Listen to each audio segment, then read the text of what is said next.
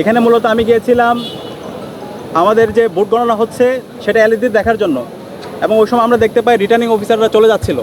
তো ওইটা অভিযোগ জানানোর জন্য গিয়েছি কেন তারা চলে যাচ্ছে, এর বাইরে অন্য কিছু না। আমি গিয়ে জাস্ট ওইখানে যিনি ম্যাম আছে ওনাকে জানিয়েছি জেনে আমরা বের হয়ে চলে আসি। একই সাথে আশেপাশে যারা প্রার্থীরা ছিল তারাও ঢুকেছিল, অন্যান্য দলের যারা প্রার্থীরা আছে, এর বাইরে অন্য কিছু না। এটা সম্পর্কটা বলে রাখা ভালো।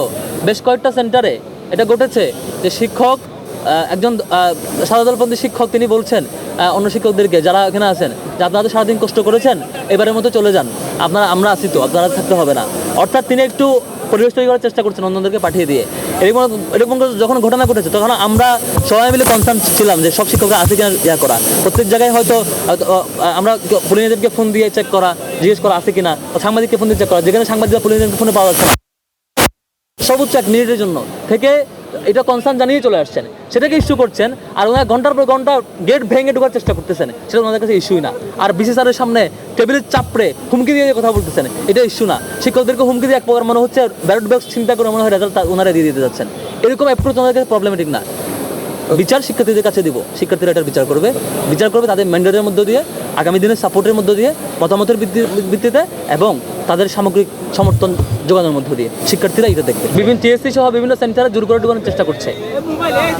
এই যে জোর করে ঢুকানোর চেষ্টা কেন, ওনারা নাকি কাউন্টিং ঠিক হচ্ছে কিনা চেক দেওয়া।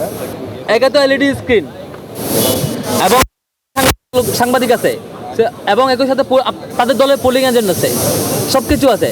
থাকা সত্ত্বেও যখন আপনি পুরো বিশাল মব নিয়ে ঢুকতে যাবেন, এখানে কি শুধু তারা ছিলেন?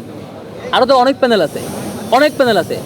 বাকি প্যানেলের সকলের পোলিং এজেন্ট যদি ওইখানে থাকে এবং প্রত্যেককে ক্রস চেক দেয়, সাংবাদিকরা ক্রস চেক দেয়, এলইডি স্ক্রিনে দেখানো হয়, তাহলে আমাকে কেন জোর করে সেখানে ঢুকতে হবে? কেন? আমি কোনো কনসার্ন থাকলে আমি কনসার্ন জানাবো। এভাবে করলে শিক্ষার্থীরা এটা খুব বাজেভাবে নেবে।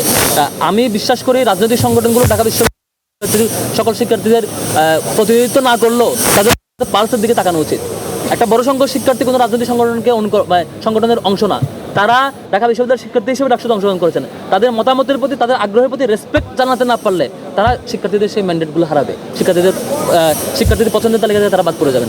দেশের নাম্বার 1 ট্রেডিং অ্যাপ নিফটি ফার্স্টে পাচ্ছেন ট্রেডিং এর সব সুবিধা, dual exchange access, company analysis, portfolio তৈরি করা সহ আরও অনেক ইউনিক ফিচারের সাথে ট্রেড করতে ডাউনলোড করুন এক্ষুনি।